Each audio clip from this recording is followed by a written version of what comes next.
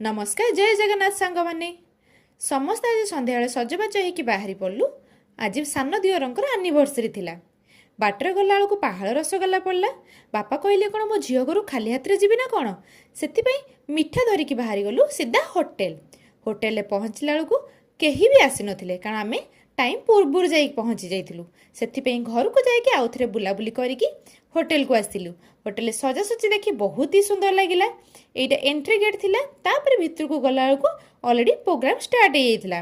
भितर जाकि एंट्री कला देखला बेलू तांको बापा बो तांको गिफ्ट करुथिले।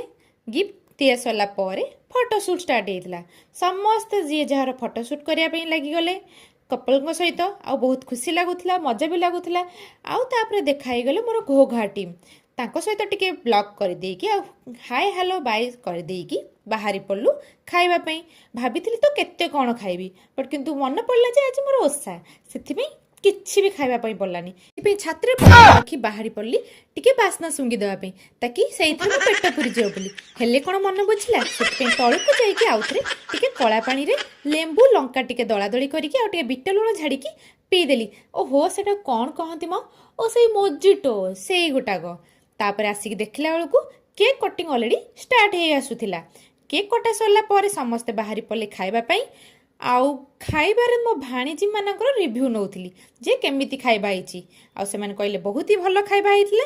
खाइ पी सारिकी बुलाबुली करिकी समस्ते आमे बाहरी गलु घर को आसिया पई जेहेतु ऑलरेडी लेट नाइट हेतिला। आउ वीडियो जदि भल लागिथिबो लाइक शेयर और सब्सक्राइब करिवे। रहिली जय जगन्नाथ।